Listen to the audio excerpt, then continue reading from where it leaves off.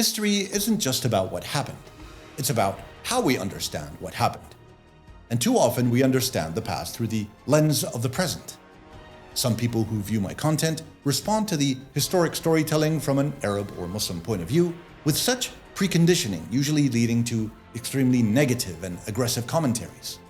This phenomenon is called Presentism, the tendency to interpret historical events and figures based on modern values, ideologies, and moral standards.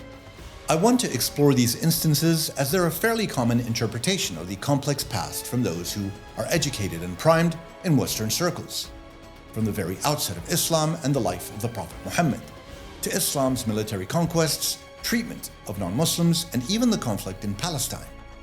So let's take a step back from the present and dive deep into the complexities of the past. One of the shallowest ways for some viewers of my content to quickly snap back at whatever positive message or narrative was being shared about Islam, Muslims in general, or Arabs in specific, was about the Prophet Muhammad and the age of his wife Aisha, who was wed to him at the age of 9. In the eyes of those who want to elicit criticism on the person of the Prophet, as well as accuse the faith of accepting immoral behavior, such an act was simply unacceptable, and hence demolished any substantiation for the faith or its humane message. Yet this was early on into the 7th century, when the life expectancy of humans across the world was virtually a third of what it is today, and that's in a best-case scenario. Earlier maturation on a mental, emotional, as well as a physical level of children was a fact, most likely attributed to such reduced life expectancies. Consequently, societies all over married off their children anywhere between 8 years of age upwards, with those who married into their early teens as late arrivals into matrimony. And what these presentists don't want to be curious about is to attempt to discover how this was actually regular behavior. They needn't dig too deep. When looking at European royalty in the same era, and even much beyond, such nuptials were common practice. One such example was Empress Agnes of France, who in 1179, that's almost 5 centuries after the life of the Prophet, was married off to Alexios II Komnenos, the son of Philip the Count of Flanders, when she was 8 years old. Another example is Margaret of Bohemia, the Queen of Hungary, who at the age of 7 was married to Louis I of Hungary, and this was even later on in European history, the 14th century to be exact. But we don't hear the same criticism of the West and judgment of their social behavior in these moments in history with the same pessimistic zeal as we do when it's about Arabs and Islam. A common theme of my content is about retelling the factual colonialist history of the West, but from Arab or Muslim perspectives, and how this colonialism is ever present, even today, but maybe with slightly different applications. The retorts I receive upon the consumption of this content by some viewers is that I shouldn't be talking. Muslims were the biggest colonizers ever. They both forced their Arab identities on their vanquished, while also applying conversions by the sword on the populations who fell under their authority. Again, part of why they take this position is large in part due to their knowledge and familiarity in the Western standard operating procedure and tradition for the colonization of foreign lands. How Europe was brutal in all the territories it ultimately conquered or considered as part of its various empires: the French, the Spanish, Dutch, Portuguese, and the British. There is no denying that Islam did indeed spread through military efforts in the medieval period with the Rashidun, Umayyad, and Abbasid caliphates. But their methods and motives were more complex than religious compulsion. Historical records indicate that forced conversions were not the norm. In fact, non-Muslims, particularly Jews and Christians, who were considered people of the book, were generally allowed to practice their religion under Islamic rule. In many cases, they even preferred Muslim rule to that of previous empires like the Byzantines or Sassanids, due to lower taxation and increased religious tolerance. Moreover, when conversion did actually take place, it often happened slowly, over generations, and for social, economic, or spiritual reasons. Scholars like the French historian Richard Bouillier have shown that conversion patterns followed logistical, non-violent, natural trajectories, and in most cases, conversions into Islam of populations in Iran, the Fertile Crescent, and Egypt, taking anywhere between 2 to 3 centuries to achieve a significant majority. Here, let me remind all, these conquests were initiated in the early 7th century and concluded in the middle of the 8th century. Yet we consciously and unfairly hold Muslim humanity accountable in light of these events taking place in pre-medieval times. And then they're misrepresented and judged by Western historians in light of modern standards of behavior. Now compare that with the behavior of Western imperialists from the late 18th century to the middle of the 20th century. Another case of presentism, linked with the Muslim conquests leading to a criticism of Islam, was how Muslims mistreated other non-Muslims within their societies, and more specifically in the application of the dhimmi status and consequential jizya taxation, often cited as proof positive of Islamic discrimination. But again, let's step back into the 7th century. All pre-modern states had systems of stratified citizenship.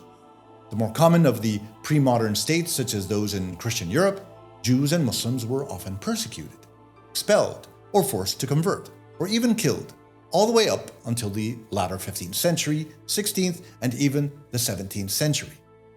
In contrast, Islamic governance created a multi-religious society with the distinction of a dhimmi, meaning protected people, which recognized rights for all religious minorities. Yes, the jizya was a financial burden, that's obvious. But Muslims also paid zakat, a mandatory alms tax that non-Muslims were exempt from. The jizya wasn't just a punitive tax, it was part of a reciprocal arrangement that afforded non-Muslims protection and legal autonomy in personal affairs. Non-Muslims as dhimmis were not expected or forced to fight in any of the subsequent Islamic conquests or in defense of recently conquered territories, including their own. Were there abuses? Of course there were. No historical system is without injustice. And to this day, even nations who celebrate themselves as beacons of democracy often struggle with the most basic elements of equality. In this case, viewers who want to find fault in anything Muslim and Arab resort to this weak argument by revisiting the 7th to the 12th century, to dismiss the Muslim civilization in its entirety when it comes to equality, one of the only, if not the only society, balanced multi-ethnic and theological communities into one. One of the more harmful misconceptions shaped by presentism is the belief that Arabs, and by extension Muslims, have always been anti-Semitic. This idea is often involved in modern political discourse to frame the Arab-Israeli conflict with a foundation of an ancient hatred. But the factual historical record tells a very different story. Let's be clear, anti-Semitism, as we understand it today, especially in its radicalized European form, is a relatively modern invention. Its roots lie not in the Arab or Islamic world, but in Christian Europe, where Jews faced centuries of expulsions, ghettos, forced conversions, and pogroms. By contrast, for much of the medieval period and all the way up to the early 20th century, Jewish communities found relatively greater tolerance and intellectual flourishing under Muslim rule. In cities like Baghdad, Cairo, Cordoba, and Fez, Jews served as physicians, translators, diplomats, and scholars. As mentioned earlier, Jews were considered dhimmis, yes, protected but subordinate, again correct, which meant limited rights, but it also recognized them legally and provided them security that was often lacking in medieval Europe. So, where does this modern narrative of Arab anti-Semitism come from? Much of it emerged in the 20th century as European colonialism, nationalism, and the Zionist movement collided in Palestine. The trauma of displacement, occupation, and war radically changed the relationship between Jews and the Arabs, turning a historically diverse coexistence into a political and often violent struggle. I want to reiterate, Arabs explicitly struggled with the Zionist Jews invading Palestine, and not with the Jewish nation as a whole. To project this modern conflict backward and claim an eternal Arab-Jewish enmity is not only historically false, but also a perfect example of presentism, thereby distorting the past that serves a very specific narrative, the Zionist narrative, that constantly demanded and demands the presence of a cruel and evil antagonist to their victimhood, someone to target as the anti-Semite and the ideological enemy. So far, we've talked about how presentism can distort the past by judging ancient societies through today's moral standards. But there's a flip side we can't ignore: reverse presentism, the dangerous habit of excusing recent or modern atrocities by claiming that that's just how things were back then. And the case that applies this reverse presentism the most is colonialism.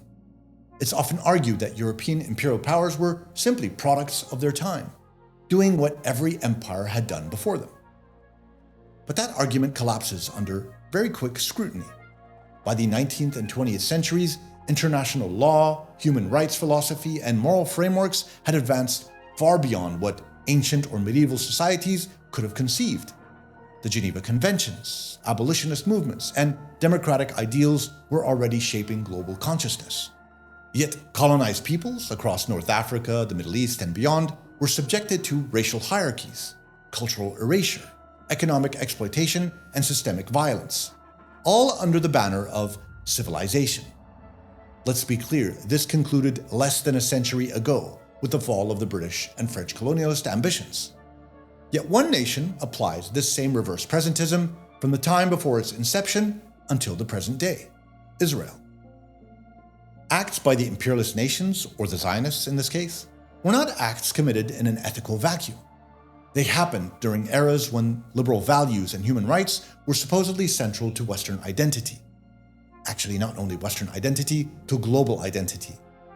To dismiss these acts as normal for their time is to erase both the moral standards that did exist and also to undermine the resistant movements, who were often led by the colonized people themselves, who demanded dignity and justice in real time. In short, when the so-called civilized world committed inhumane acts during periods of moral enlightenment, we cannot hide behind history as a shield. So presentism cuts both ways. It can unjustly condemn ancient figures who knew no alternative, and it also can conveniently excuse modern powers who absolutely did. So why is this also important? Because how we understand the past directly affects how we interpret the present. Misreading history fuels prejudice, fear, and mistrust, especially between the West and the Arab and Muslim world.